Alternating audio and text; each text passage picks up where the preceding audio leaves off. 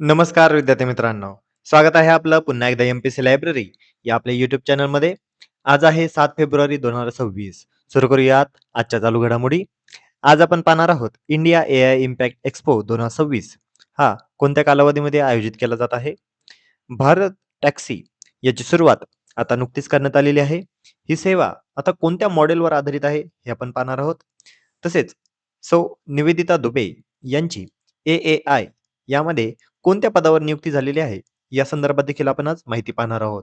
त्यामुळे या संपूर्ण महत्त्वपूर्ण चालू घडामोडी व्यवस्थितपणे पाहण्यासाठी व्हिडिओ शेवटपर्यंत अवश्य पहा. सुरू करूया कालच्या एका प्रश्नाने. काल व्हिडिओच्या शेवटी मी तुम्हाला एक प्रश्न विचारलेला होता.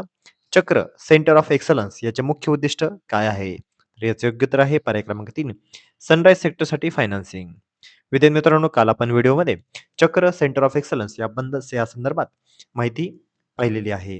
तुम्ही आता मला कमेंटमध्ये सांगायचं आहे की ही जी चक्र आहे याची सुरुवात कोणामार्फत करण्यात आलेली आहे. आपण कालच्या व्हिडिओमध्ये या संदर्भात ऑलरेडी चर्चा केलेली आहे. तुम्ही सर्वांनी आता कमेंटमध्ये याचं उत्तर मला द्यायचं आहे. आता आपण आजच्या दिनविशेषला सुरुवात करूया. आज आहे 7 फेब्रुवारी. 7 फेब्रुवारी 1992 शल्की पाणबुडी सेवेमध्ये दाखल झालेली होती. भारतामध्ये बांधणी केलेली ही पहिलीच पाणबुडी होती.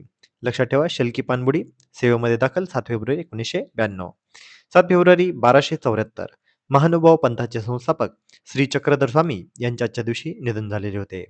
तसेच 7 फेब्रुवारी 1898 रमाबाई आंबेडकर यांचा आज जन्मदिवस. डॉक्टर बाबासाहेब आंबेडकर यांच्या त्या पत्नी त्यागमूर्ती रमाई यांचा आज जन्मदिवस आहे. तर आता विद्यार्थी मित्रांनो, हे होते आजचे दिनविशेष. आता आपण आजच्या चालू घडामोडींना सविस्तरपणे जाणून घ्यायला सुरुवात करूया. प्रश्न क्रमांक पहिला. इंडिया एआय इम्पॅक्ट एक्स्पो 2026 कोणत्या कालावधीमध्ये आयोजित केला जात आहे? तर यासाठीचे पर्याय आहेत पर्याय क्रमांक 1 10 ते 14 फेब्रुवारी 2026, पर्याय क्रमांक 2 15 ते 19 फेब्रुवारी 2026, पर्याय क्रमांक 3 16 ते 20 फेब्रुवारी 2026 आणि पर्याय क्रमांक 4 18 ते 22 फेब्रुवारी 2026.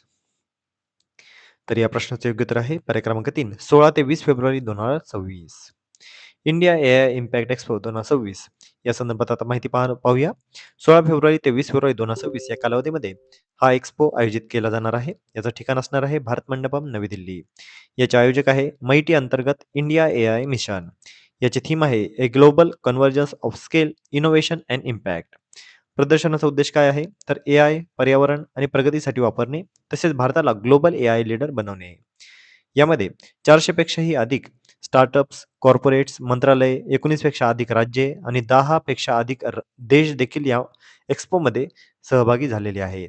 त्यामुळे लक्षात घ्या, आपल्याला या अगोदरही अशा पद्धतीचे प्रश्न वारंवार विचारण्यात आलेले आहेत की इंडिया एआय इम्पॅक्ट एक्स्पो 2026 आता हा कधी पार पडणार आहे, किंवा अशा पद्धतीचे एक्स्पो कोणत्या कालावधीमध्ये पार पडतात, असा देखील प्रश्न आपल्याला वारंवार विचारण्यात आलेला आहे.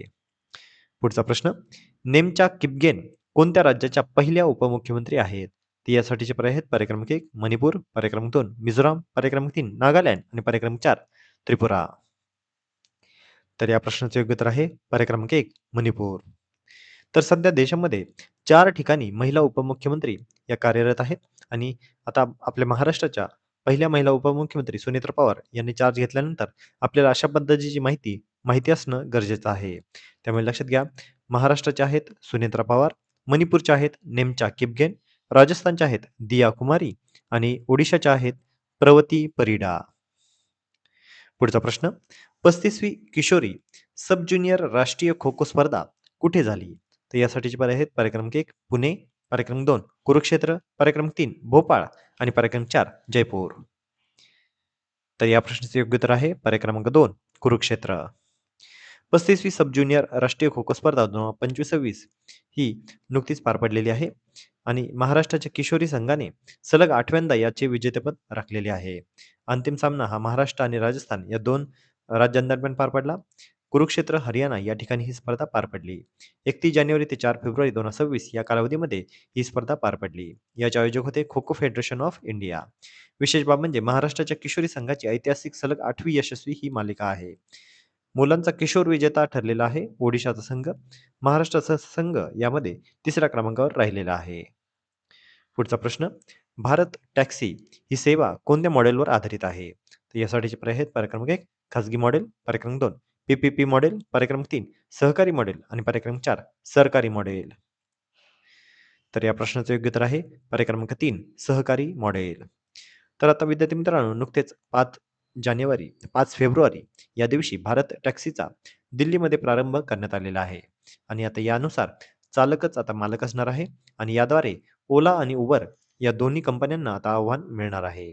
भारत टॅक्सी ही सहकारी मॉडेलवर आधारित प्लॅटफॉर्म आहे. यासाठी किमान भाडे हे ₹30 म्हणजे 4 किलोमीटरपर्यंत असणार आहे. केंद्र सरकारच्या सहकार मंत्रालयाच्या पुढाकारातून सुरू झालेली भारत टॅक्सी ही सहकारी तत्वावरील टॅक्सी सेवा केंद्रीय गृहमंत्री अमित शहा यांच्या हस्ते 5 फेब्रुवारी रोजी दिल्लीतील विज्ञान भवनामध्ये सुरू करण्यात आलेली आहे. लक्षात ठेवा विद्यार्थी मित्रांनो, अमित शहा हे गृहमंत्री तर आहेच, पण त्यासोबतच ते सहकार मंत्री देखील आहेत. त्यामुळे त्यांच्या मंत्रालयाअंतर्गतच या भारत टॅक्सीचा प्रारंभ करण्यात आलेला आहे. आता भारत टॅक्सीची ठळक वैशिष्ट्य काय? तर यामध्ये शून्य कमिशन असणार आहे. म्हणजे कंपनीकडून कोणतीही कपात होणार नाही. तसेच सर्ज प्राइसिंग होणार नाही. म्हणजेच पीक आवरमध्ये वाढीव भाडे होणार नाही. पेमेंट हे थेट चालकाच्या खात्यांमध्ये जाणार. सहकारी मॉडेल असणार आहे. त्यामुळे ड्रायव्हर हे सदस्य आणि भागीदार असणार आहेत. दुचाकी, 3 चाकी व 4 चाकी सेवा यामध्ये उपलब्ध असतील. महिला रायडर्स व ड्रायव्हरसाठी सारथी दीदी अशा पद्धतीचा उपक्रम देखील यामध्ये राबवण्यात येणार आहे. आता ओला उबरपेक्षा भारत टॅक्सी वेगळी कशी असणार आहे?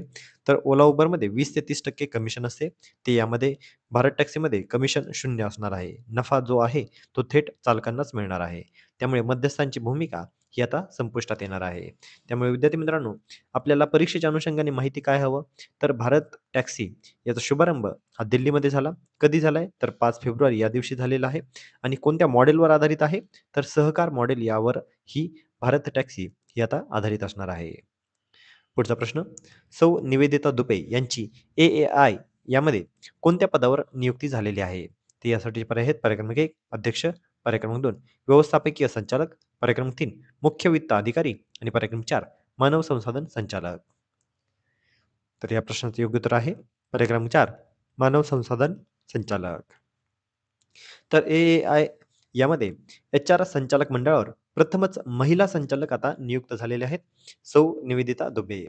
AAI म्हणजे एअरपोर्ट ऑथॉरिटी ऑफ इंडिया याच्या मानव संसाधन संचालक मंडळावर प्रथमच महिला संचालक म्हणून सौ निवेदिता दुबे यांची नियुक्ती करण्यात आलेली आहे.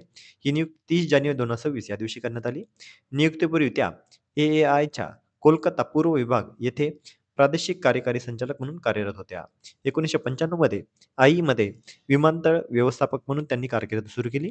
2023 मध्ये त्या आईच्या पूर्व विभागाच्या पहिल्या महिला प्रादेशिक कार्यकारी संचालक बनलेल्या आहेत. तर लक्षात घ्या, AAI म्हणजेच आता HR संचालक मंडळावर म्हणजेच एअरपोर्ट ऑथॉरिटी ऑफ इंडिया याच्या संचालक मंडळावर पहिल्या महिला कोण? तर सौ निवेदिता दुबे. तर विद्यार्थी मित्रांनो, या होत्या आजच्या चालू घडामोडी. आजच्या महत्त्वपूर्ण चालू घडामोडीवर आधारित मी आता एक प्रश्न विचारणार आहे, ज्याचं उत्तर तुम्ही सर्वांनी आता कमेंटमध्ये द्यायचं आहे. भारत टॅक्सी सेवा ही कोणी सुरू केलेली आहे? तर यासाठीचे पर्याय आहेत. पर्याय क्रमांक 1 पंतप्रधान नरेंद्र मोदी, पर्याय क्रमांक 2 नितीन गडकरी, पर्याय क्रमांक 3 अमित शहा आणि पर्याय क्रमांक 4 पियुष गोयल. तर विद्यार्थी मित्रांनो, तुम्ही सर्वांनी आता या प्रश्नाचं योग्य उत्तर कमेंटमध्ये द्यायचं आहे. जे कोणीही विद्यार्थी या प्रश्नाचं योग्य उत्तर कमेंटमध्ये देतील, त्याच्या कमेंटला नक्कीच लाईक देखील देण्यात येईल. तर विद्यार्थी मित्रांनो, या होत्या आजच्या चालू घडामोडी. तर अशाच अधिकाधिक इन्फॉर्मेटिव्ह कंटेंटसाठी आपली MPSC लायब्ररी या यूट्यूब चॅनलला सबस्क्राईब करायला अजिबात विसरू नका. धन्यवाद.